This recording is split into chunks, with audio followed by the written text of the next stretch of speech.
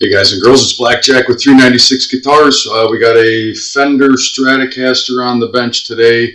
I think it's supposed to be God, I can't remember what the customer told me. It's a throwback signature series, Mexican made, but it's got some interesting things on it. We're going to get into it. We're changing pickups and we're doing a restring and setup, so let's get to work.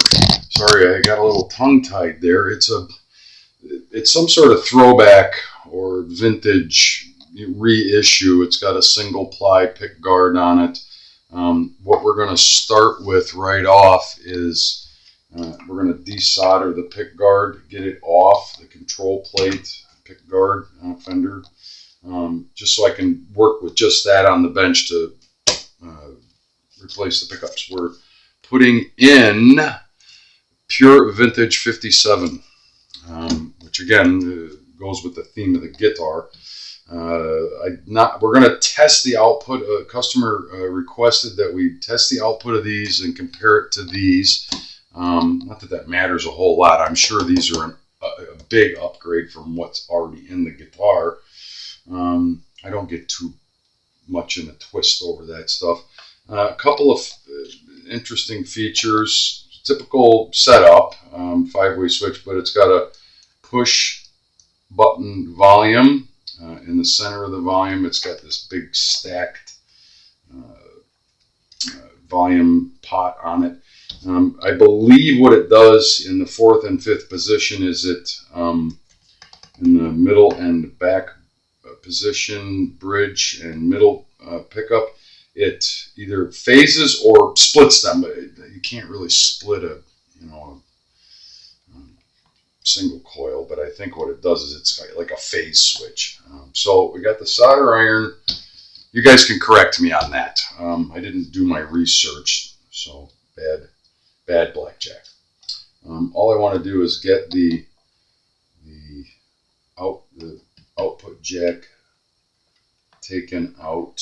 I think I'm going to take it out from here.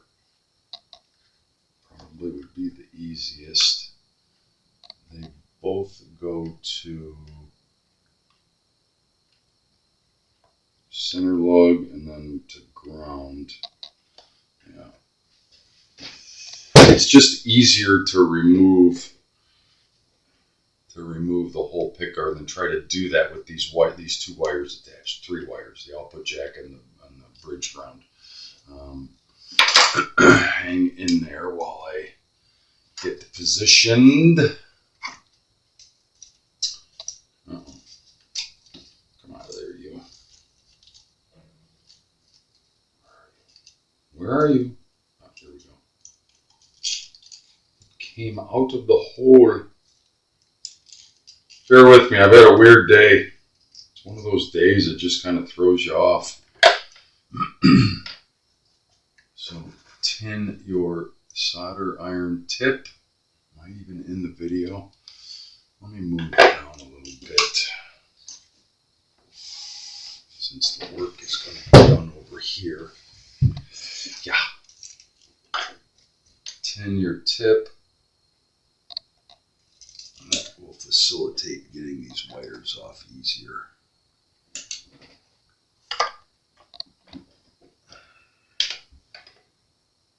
Now, hopefully they didn't hook them. It looks like they did. I hate when Fender does that. They hook the damn lead onto the lug. Yeah, it just makes for a pain in the butt. And there's no reason for it. Absolutely zero reason for it. So, yeah, you know what? I will clean that stuff off instead of tugging on it incessantly, trying to get it to remove. It seems like the Mexican plant does that more than the other plant.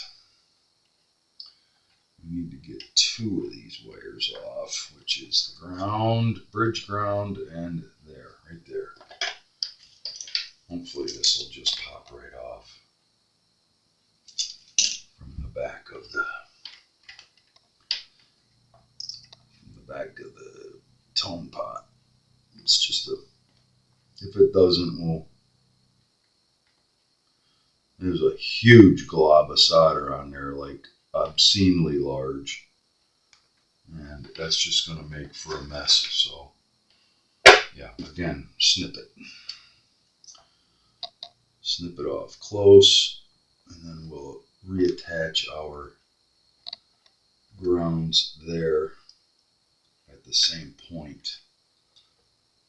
Not a great solder job. I mean, huge globs of solder. And the solder job on the super switch is even worse. There's just humongous globs, and they hooked every wire onto the lug on the super switch. And I have to take all those off for the pickups. Yeah, great fun. Great fun. I'm going to pause while I get this out of the way and just get our work right here. Stand by. So we're going to resume. You can see that we have just what we need right here, right now, because we're going to change all three pickups. And right now, all we're doing is, well, desoldering. Now, my biggest pet peeve with factory soldering, and it seems to me mostly coming out of the Mexico factory, is they tin the wire, they hook it, and then put it on the lug. So when Uncle Blackjack comes along and my client wants me to desolder these and put new pickups in, you will sit here and solder, and you know, when you're monkeying around with a hot solder iron and you're trying to get that wire to come loose, and these lugs are not the most stout, you know, connection to begin with. They're very fragile. You can't get tugging on them. So we snip them, because all it needs is to be soldered, get a good solder joint on it. It does not need to be hooked. Refer to my previous videos, any of them where I'm doing soldering work. I first tin the lug. I will fill it and tin it. So in preparation to accept the wire. When I tin the end of the wire that's going to go to that particular lug, all you have to do is touch the lug with the solder iron and push the tinned wire through, and then pull the solder iron off. You instantly have a joint. It does not need to be hooked on to the lug. All it does is create a mess, trying to undo it, you know, at a later date for whatever tech is working on it. One other thing, I've been doing this for 100 years. I still make crude little drawings to follow when I'm taking something apart, and then I put it back together in reverse order. So I digress. We're going to start with the neck. I'm not going to try to desolder these, because on some of these lugs there are multiple connections. I'm just going to snip them off. Yeah, I'm just going to snip them off. And I'm going to pretty much do the same thing with all the ground wires. And I'm going to show you later how I address the grounding issue. Instead of having three wires go into one pot and try to glob a whole bunch of solder on there and hope that all three of them are grounding, you put all three of them together, get a good clean solder joint, put shrink tubing over it, heat shrink, and then one wire off of that to go to one ground point. Common ground all three pickup ground wires together, and then you have one wire to solder to the back of the pot. I hope that makes some sense to you. That was the neck. This is the bridge. Oh, and by the way, I hate super switches. I don't like them. There's, I forget how many, 20 something lugs on there instead of just 10. I know my head is in the way, but I don't want to inadvertently snip anything that doesn't need to be snipped. So all three hot leads from the pickups are off. I am not going to try to desolder that joint, because you have to put an incredible, for the ground wires, all the ground wires go right there to the middle tone pot. I am not going to try to heat that up and overheat that pot. It just is not advisable. snip all three of them off at once. And later, we're going to use that same joint on the back of the same ground point on the back of that pot, the middle tone pot. But I'm going to put all three, I'm going to take the time to put all three ground wires on the new pickups together, and I'll show you how to do that. And then one wire will go there to the ground point, and it works perfectly. I forget who taught me that, but maybe I figured it out on my own. I don't know. I have a brain, and sometimes it works. Sometimes it works. So, yeah, now all I have to do is remove the pickups and follow my little drawing when we put them all back together. Yeah, been doing this 100 years, but don't make any mistakes if you can avoid it, right? And little maps, little drawings help sometimes. All right. Let's first, on the other side of this, I'm going to tap test these and see what their output is, because the client wanted that. He wanted to know the difference, what he's starting with and what he's getting. So flip over to 20K ohms resistance on the neck pickup. 6.13.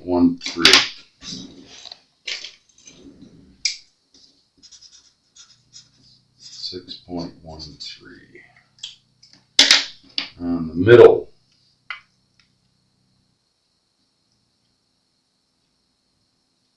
6.28. They're all going to be about the same.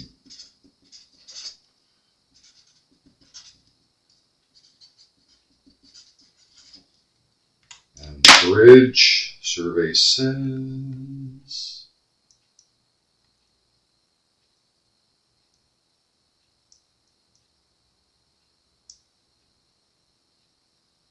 6.53. Now, every once in a while, a client will ask for this, and it's not always just the output and what your pickup is reading, what the output is. That's the ohms resistance, 6.13, 6.28, and 6.53. They're all right in that area.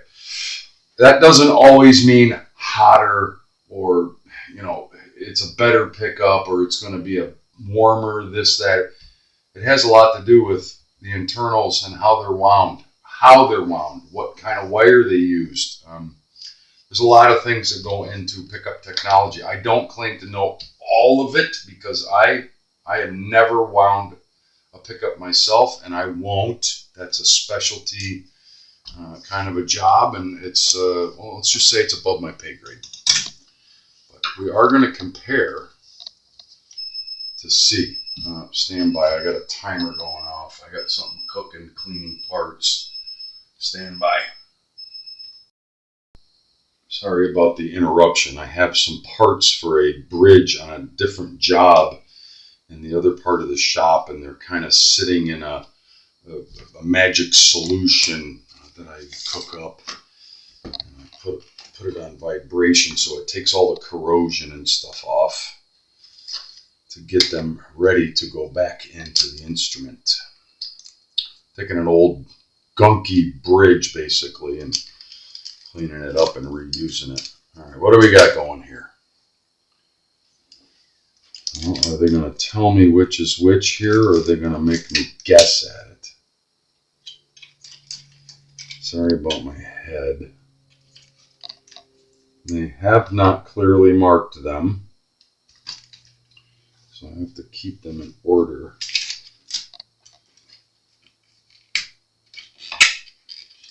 God. Couldn't just put an N, M.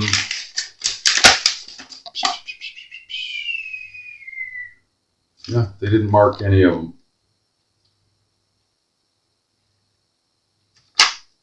Golly. Yeah, I know how to wire the damn thing, but it'd be nice if you...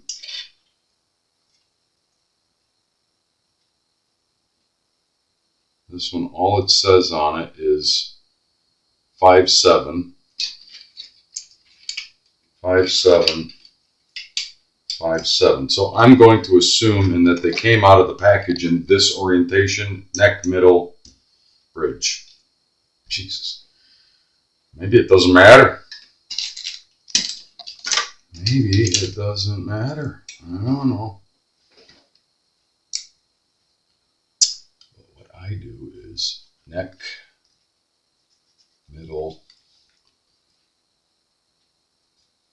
bridge. Just for the next guy. So how do you take them out? Yeah, it's pretty straightforward. Just unscrew them. I'm not going to show this whole process because it will take a few minutes. I'm going to take these out, mount the other ones, and proceed. Actually, I don't think we need to even use any of their hardware. This is the... I'm going to tape these later.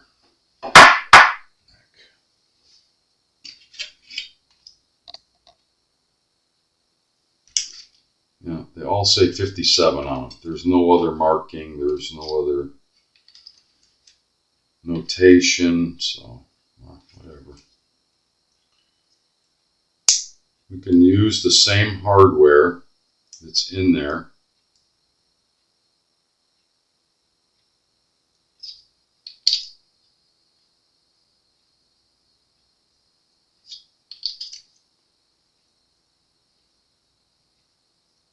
Well, they don't fit very well. It's just a screw and a piece of rubber tubing, neoprene. Let's see if the first one cooperates with me and goes right together.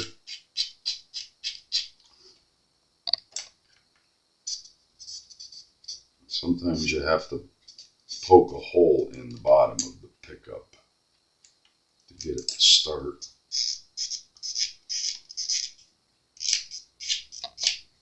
There we go.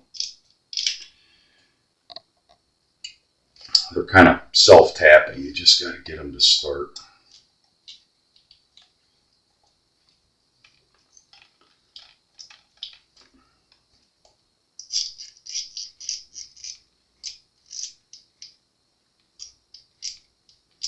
Not cooperating.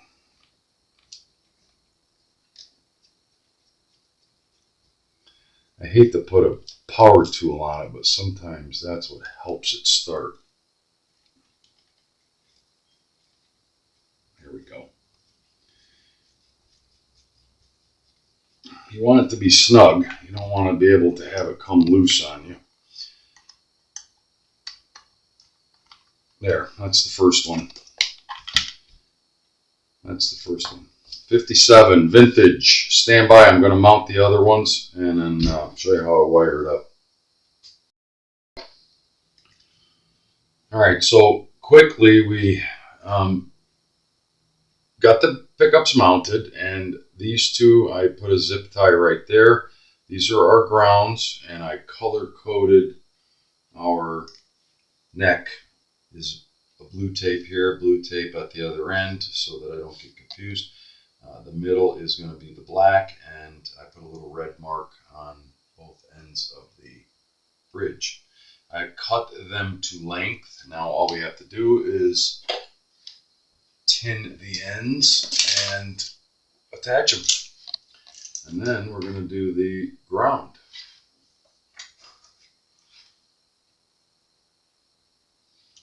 Just tin, which means put a little dollop of solder on each tip. All right, so let's start with the neck. Refer to my retarded drawing, which would be right there. And I put just enough lead to make it to the connection.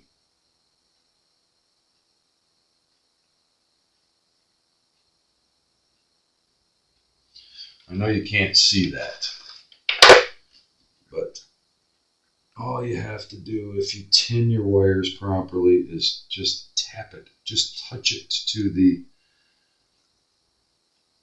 lug, and it will attach itself and get a good joint. Just a quick little tug and you're golden. Now, bridge. let's do the middle, which is my black. And that goes right there. Hopefully my head's not too much in the way.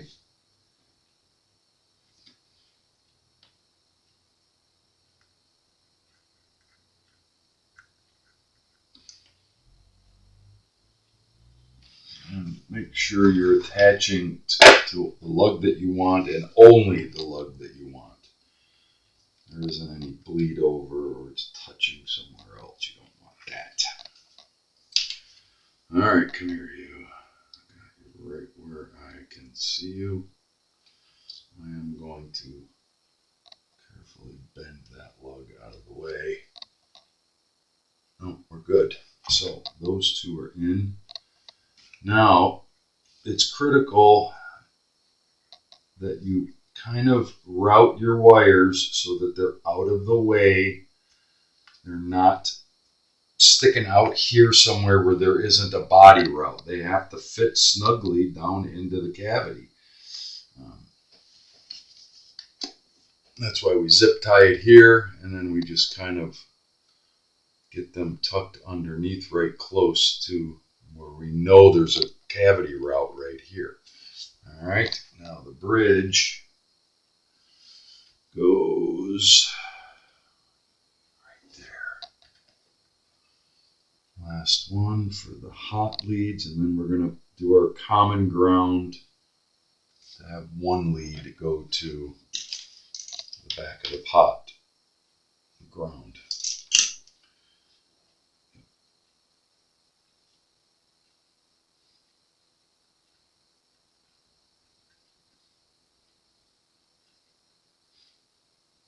Perfecto.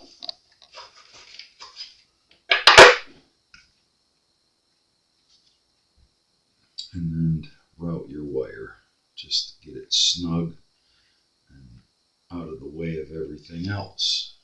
Nice joint. Everything's good. Yahtzee. Now, what we do is we're going to now measure how much of this ground lead, which we have way too much of it. We're going to come around because it has to go to this point right here on the middle tone. I'm going to cut it back here and have our solder joint kind of right there. And it'll stay right there. So all we need to do is snip all these off. Nice and close. Now these, we're going to tin them. And then we're going to solder them together. And then we're going to put some heat shrink over that entire joint.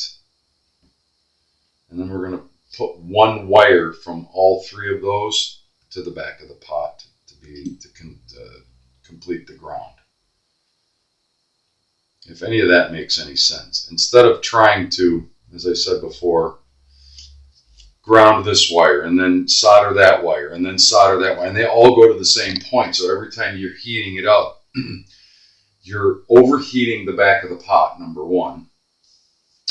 And every time you take, like you get the first one on and then you try to put the second one on, all you're doing is heating up your solder joint, and then it comes apart and it makes a mess. So I've done it this way for 100 years and it works beautifully. And I'm going to use one of these snip-offs to basically become our one ground wire. Ya fella. I'm sure I'm not the only tech doing this. Tin each wire, and then we're going to try to get them all together. This is the trickiest part, is to get them all soldered together.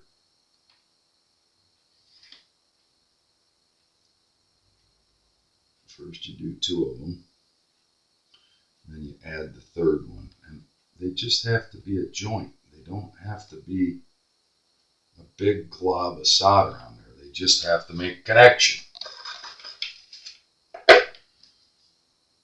The old saying, what is it? The bigger the blob, the better the job? No. Solder joints need actually very little solder on them. Ironically, and everybody tries to put too much. So let's tin both of these. This is going to be my lead that goes from there to the ground point. So all three of these are going to now get one lead attached to them, and that will go to the ground point.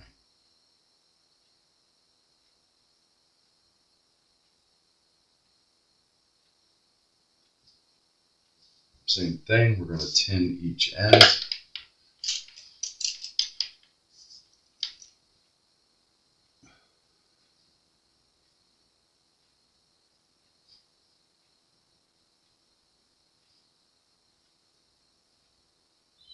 Yep.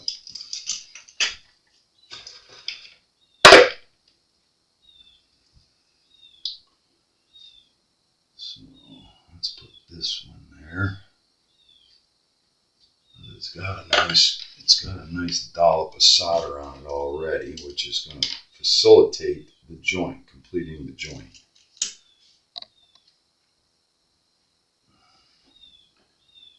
Just like so.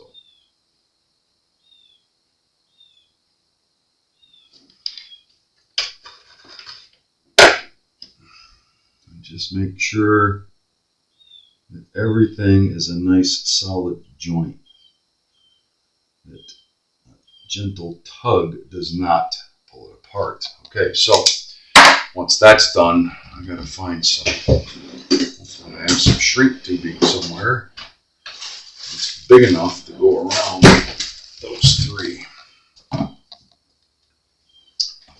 I'm showing a little bit more in this video than I usually would for a process like this, but it's important. If this doesn't want to take a shrink tubing, you can put a piece of tape on it, but all it is a ground. You just have to make sure it doesn't touch anything else. I don't think that's going to go around there. I know I have some bigger shrink tubing somewhere else. Stand by. All right, very cool. We have everything is put together. It's routed nicely. We have the output jack back on. We have the bridge ground back on, and I used all the same solder points where they came from, except for the ground for the output jack. I put that on the lower tone pot, just because the wire is not long enough, and it was stretching all the way over there. So it's time to tap test, and let's just flip it over loosely and see what we can come up with here. It's going to be embarrassing if it doesn't work. I laugh, but hey, it happens sometimes. All right, so neck.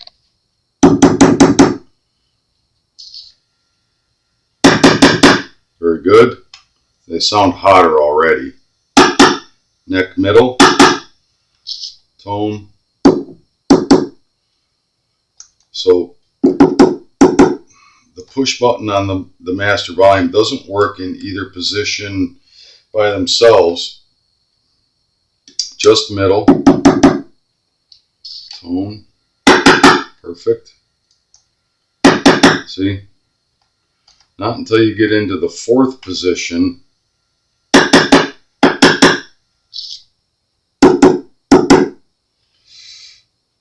and then you get a kind of it must be a phase switch, or it's mimicking splitting, but you can't split a single coil. Just bridge, full on, tone, beautiful. And then it kind of phases it. So pretty cool, pretty neat, pretty neat. Another success. We're going to stop there. This video is only about, swapping out these pickups. We've done many of these, but I like the client to see it too. So nice clean job.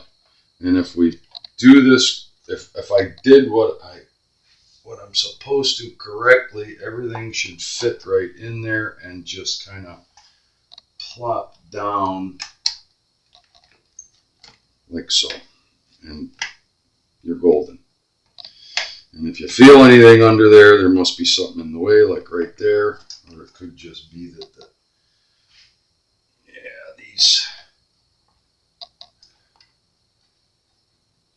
these single ply pick guards are, I don't like them. They end up warping all of them. There we go, nice and flat, nice and smooth. And then of course, once you do that, you should, before you screw it all down, make sure that some errant wire didn't get touched on something that it's not supposed to. Once you have it placed where you want it, tap test it one more time. Right?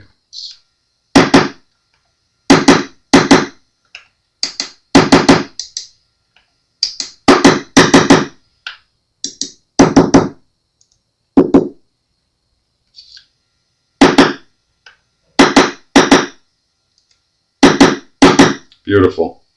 So it's ready to screw back on. It's funny, they've done a lot of these, you know, call them what you want, signature series or reissues. You know, a lot of people call them reissue. It's a reissue of a 59 Strat or whatever it is, or a Les Paul. But they mimic it right down to they've only got 1, 2, 3, 4, 5, 6, 7, 8 screws holding the thinnest pick guard known to man. And over the years, they start to warp and pop up wherever there isn't a screw to hold it down. But it is what it is. That's the way they made them back then. Yeah. Right? Another job in the books. The next video on this guitar will be restring and setup. We're not going to do that in this video. We're already done with this portion of it. It's a success. Remember, if you dig what I'm doing, like and subscribe. And please share with your friends. We'll talk soon.